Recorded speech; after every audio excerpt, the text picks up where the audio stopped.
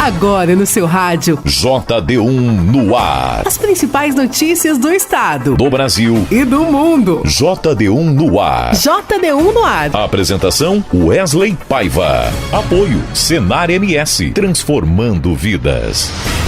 Olá, segunda-feira, dia 8 de julho de 2024. A partir de agora aqui no seu rádio tem o JD1 no ar, comigo Wesley Paiva, apresentando as principais notícias aqui do estado, do Brasil e do mundo. Em parceria com 32 emissoras de rádios FM em Mato Grosso do Sul, o JD1 no ar tem o apoio do Senar MS, transformando vidas.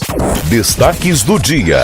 Nesta semana, o presidente Lula participa da cúpula do Mercosul no Paraguai e depois segue para a Bolívia. Senado aprova regras de acessibilidade para vítimas de violência doméstica. Plenário pode votar anistia a partidos e reserva de vagas no Legislativo para mulheres. Colisão frontal entre carro e carreta mata 4 amigos na BR-163 em Douradina. E o frio começa para valer nesta semana em Mato Grosso do Sul. JD1 no ar. Previsão do tempo. A onda intensa de frio começa para valer a partir desta semana em Mato Grosso do Sul. E a segunda-feira, dia 8, já promete ter temperaturas mais baixas em algumas cidades. Até Campo Grande será inserida, podendo ficar abaixo dos 20 graus em determinados momentos do dia. Segundo o Centec, Centro de Monitoramento do Tempo e do Clima, a semana inteira será de temperaturas amenas em questão das máximas. Mas também as mínimas poderão ficar abaixo dos 5 graus, principalmente na metade sul do estado. Além disso, há grandes chances das chuvas retornarem e ajudarem a aumentar a umidade relativa do ar, que já está baixa por várias semanas. Hoje a capital Campo Grande deve ter máximas de 18 graus, enquanto a mínima pode cair até 12 graus. Ainda existe a expectativa de chuva para a capital morena. Em relação ao Pantanal Sul-Mato-Grossense, a previsão do tempo indica uma trégua das temperaturas e do tempo extremamente seco, que vem sendo observado na região pantaneira. Conforme a meteorologia, chuvas poderão cair entre 9 e 13 de junho na região e ajudar no combate a incêndios florestais. No município de Corumbá, as temperaturas mínimas ficam por volta dos 12 e 16 graus e máximas entre 17 e 23 graus. JD1 no ar. Agro. E agora tem as principais cotações que movimentam o nosso mercado agropecuário, começando com a arroba do boi gordo, que está cotado a R$ 212,50. Já a arroba da vaca gorda hoje está cotado a R$ 190,50. O milho seco saca 60 quilos cotado a R$ 48,00 e a soja em grãos também saca 60 quilos cotado a R$ 127,00. Essas foram as principais cotações do mercado agropecuário de hoje, segunda-feira. JD1 no ar.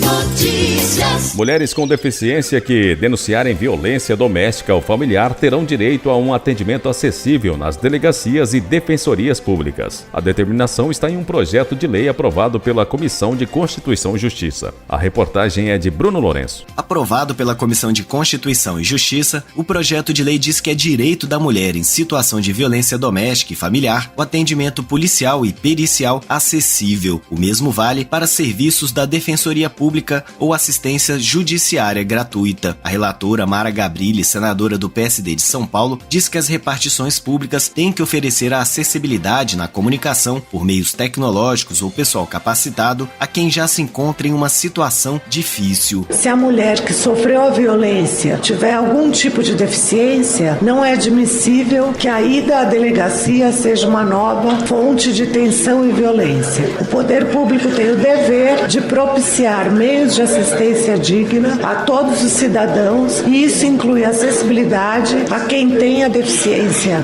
sensorial, física, intelectual ou de qualquer outra natureza. A proposta deve seguir agora diretamente para análise da Câmara dos Deputados, se não houver recurso para votação no plenário do Senado. JD1 no ar. JD1 no ar. Modernização para melhorar o atendimento é uma das metas do INSS. Já são milhões de brasileiros acessando pagamentos e informações pelo celular, além da contratação de novos servidores para oferecer também atendimento presencial humanizado. Esses são alguns dos avanços do INSS, que vem gerando menos fila e espera para 40 milhões de segurados de todo o país. Mais detalhes na reportagem de Márcia Fernandes. Entre os avanços destacados pelo governo federal está o aperfeiçoamento do AtesteMed, ferramenta que permite, em alguns casos, a substituição da perícia médica presencial por análise de documentos, como atestados e laudos.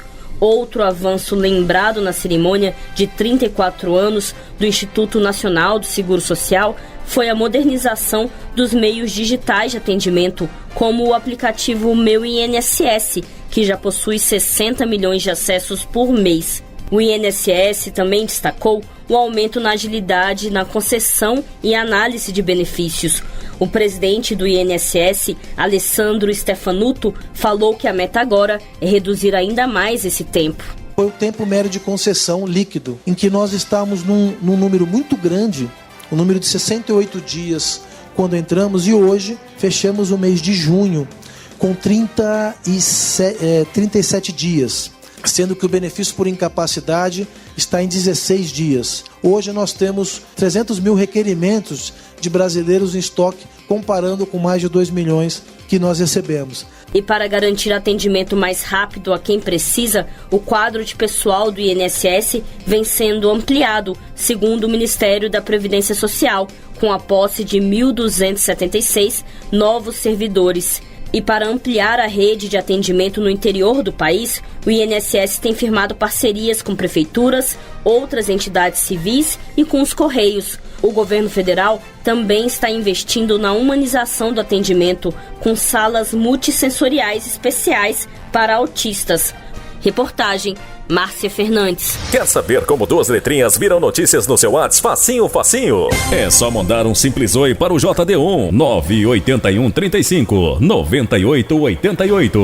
Nossa, até o nome é fácil de lembrar. Cadastre 981 35 98 88 no seu WhatsApp e escreva apenas Oi. As principais notícias de Mato Grosso do Sul, do Brasil e do mundo bem aí, na palma da sua mão. Deu oi, virou notícia. JD1Noticias.com JD1Noticias.com JD1Noticias.com. A notícia no seu celular. E agora da nossa central de jornalismo, a repórter Sara Chaves tem mais notícias que estão em destaque no nosso portal JD1. Olá, ouvintes do JD1 no ar. O presidente Lula tem agenda pela América do Sul nesta semana e já nesta segunda-feira deve participar da cúpula do Mercosul no Paraguai. O Brasil deve assinar também o convênio com o Fundo Financeiro para o Desenvolvimento da Bacia do Prata, entidade que apoia financeiramente a realização de estudos e projetos que promovem o desenvolvimento harmônico e a integração física dos países membros da Bacia do Prata, que são Argentina, Bolívia, Brasil, Paraguai e Uruguai. Após o encontro com membros do bloco do Mercosul, Lula segue para Santa Cruz de la Sierra, na Bolívia, amanhã, onde se reunirá com o presidente Luiz Arce. Depois, participa de cerimônia de assinatura de atos e faz declaração conjunta à imprensa. Na parte da tarde, Lula participa de encontro com empresários. A visita à Bolívia é muito importante, pois o Brasil está em um esforço de construção das relações bilaterais na região. E a colisão frontal entre um Fiat Palio e uma carreta terminou na morte de 4 amigos na manhã de domingo na BR-163 em Douradina. As vítimas foram identificadas como Carlos Daniel, de 17 anos, Alípio de Oliveira, de 19 anos, Pedro Oliveira e Álvaro Henrique. Informações iniciais eram de que Alípio conduzia o carro de passeio e teria invadido a pista contrária, ocasionando a batida frontal. O Palio ficou completamente destruído e todos os jovens morreram no local do acidente. Segundo informações do site ligado na notícia, os rapazes estavam em uma festa na cidade de Fátima do Sul quando retornavam para a cidade de Rio Brilhante. O motorista da carreta não sofreu nenhum ferimento. A Polícia Militar e a Polícia Civil, através da perícia científica, estiveram no local coletando dados para investigação sobre o caso. Elias da Silva Maldonado, de 36 anos, foi assassinado com vários tiros quando chegava em casa com a esposa na noite de domingo na região do Copa Vila, em Campo Grande.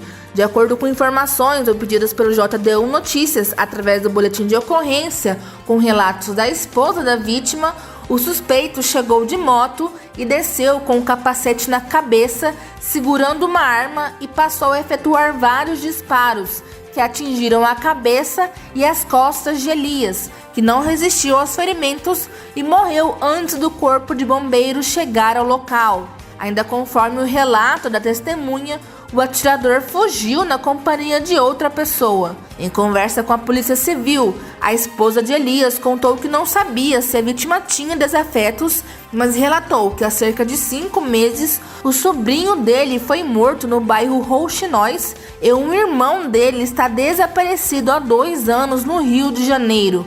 Além da Polícia Militar e da Polícia Civil, a Polícia Científica esteve no local realizando o levantamento para investigação da execução no Copa Vila, em Campo Grande. Sara Chaves para o JD1 no ar. Você está ouvindo? JD1 no ar. Apoio Senar MS, transformando vidas. E agora aqui no JD1 no ar tem o informativo diário do Senar MS.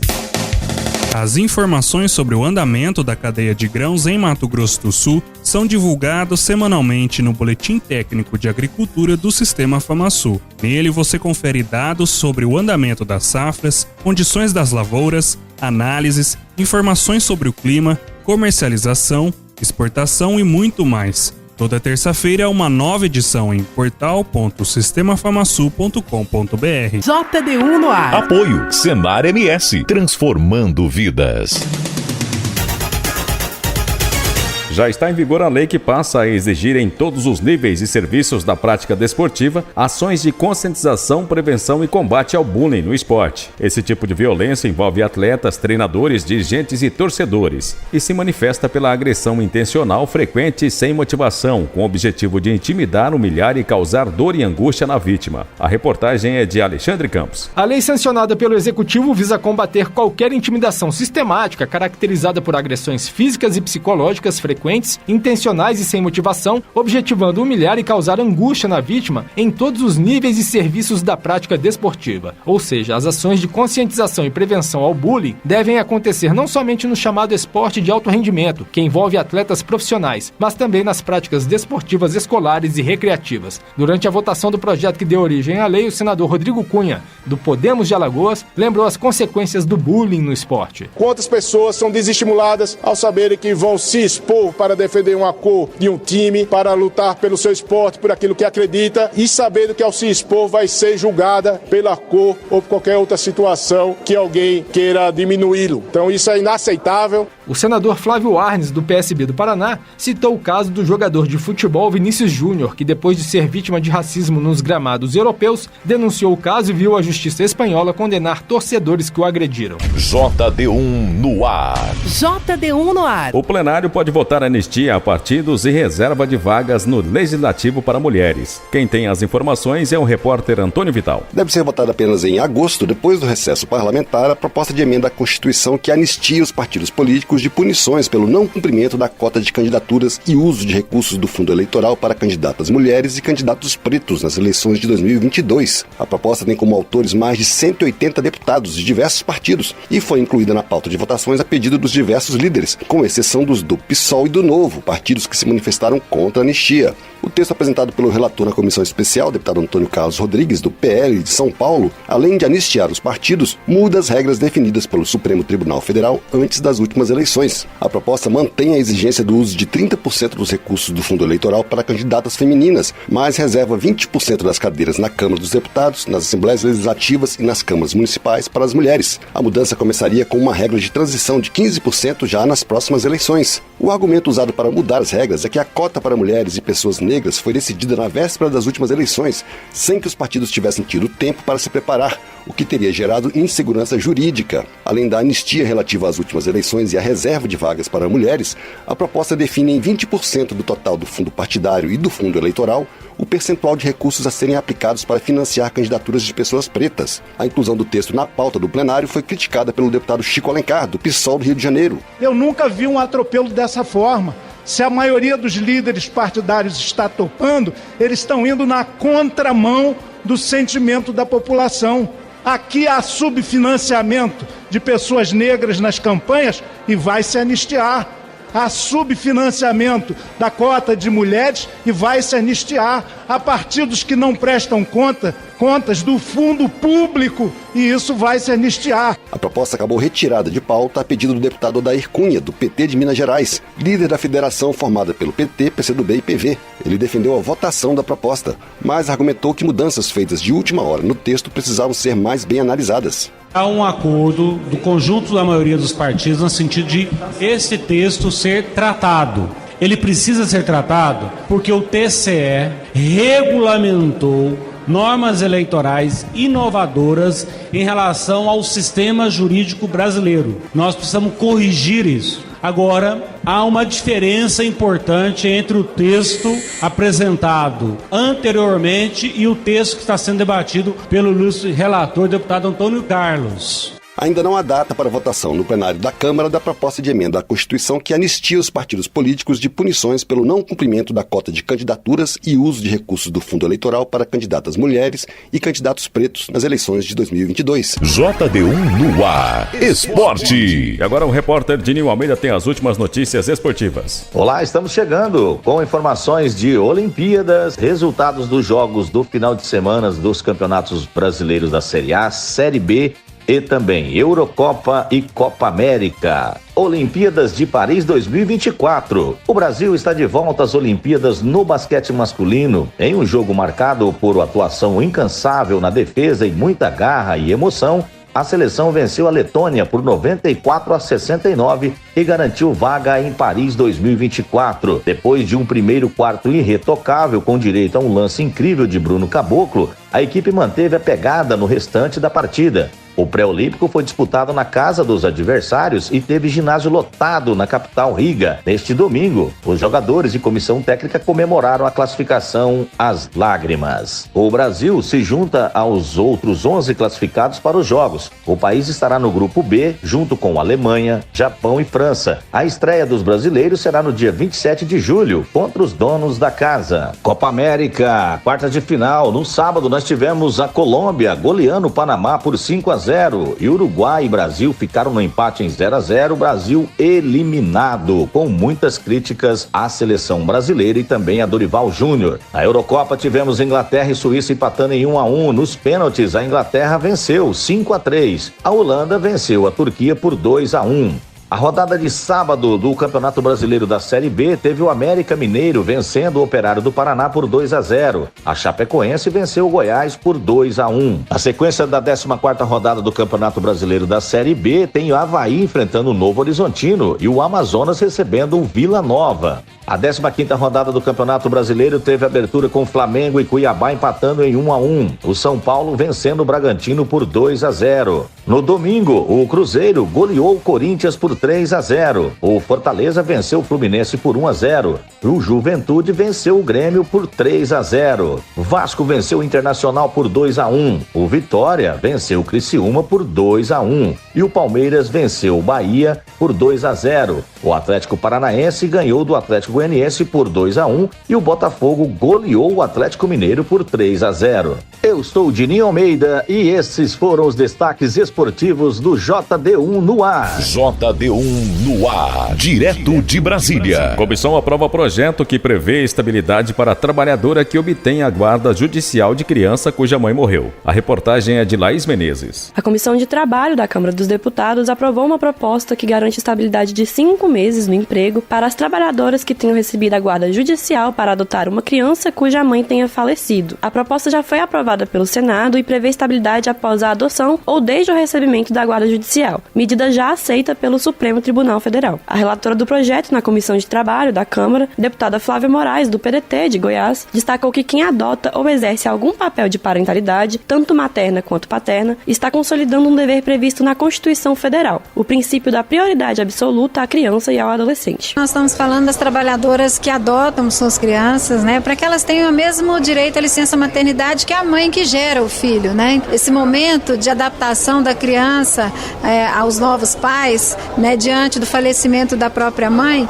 ele é muito necessário. O projeto que garante estabilidade de 5 meses no emprego a trabalhadoras que adotem crianças cujas mães faleceram ainda será analisado pela Comissão de Constituição e Justiça da Câmara e depois seguirá para o plenário. De Brasília, Laís Menezes. Câmara aprova a realização de audiência de custódia por videoconferência. Os detalhes na reportagem de Murilo Souza. A Comissão de Constituição e Justiça da Câmara aprovou proposta que altera o Código de Processo Penal para permitir a realização de audiências audiências de custódia por videoconferência. Atualmente, a legislação exige que essa audiência seja presencial. As audiências de custódia servem para que o juiz analise a legalidade de prisões em flagrante ou provisórias em até 24 horas, sendo assegurado ao preso estar acompanhado de advogado ou da Defensoria Pública. A proposta aprovada abre a possibilidade para que o juiz de garantias, que é quem realiza as audiências de custódia, possa optar pela videoconferência em substituição à forma presencial de audiência, considerando aspectos específicos do crime, o local da audiência,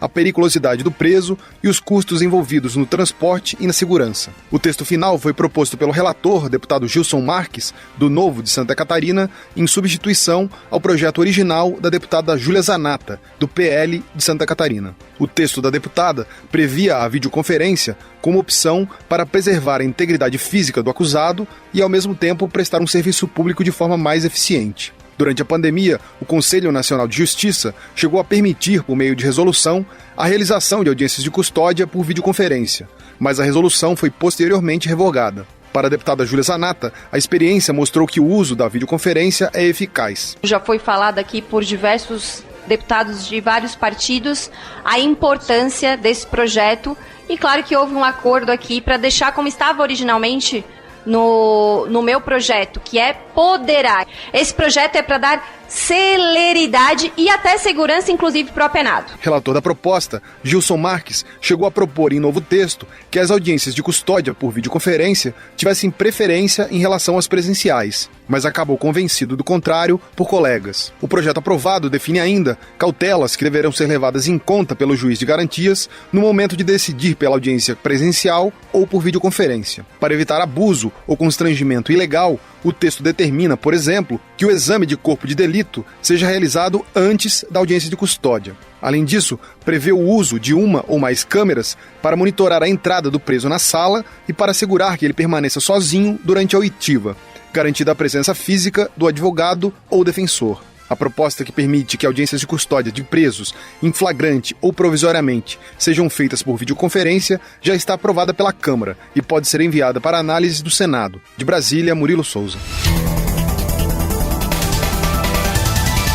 Com a apresentação de Wesley Paiva, termina aqui o JD1 no ar de hoje, segunda-feira, dia 8 de julho de 2024. Essa é uma iniciativa do JD1 Notícias, em parceria com 32 emissoras de rádios FM em Mato Grosso do Sul e conta com o apoio do Senar MS. Para você ouvir novamente essa edição em podcast a qualquer momento ou ainda acompanhar outras notícias aqui do estado, do Brasil e do mundo, acesse o nosso portal www.jd1noticias.com. Uma boa segunda e uma excelente semana a todos e até amanhã. Você ouviu as principais notícias do estado, do Brasil e do mundo. JD1 no ar. Apoio Senar MS, transformando vidas.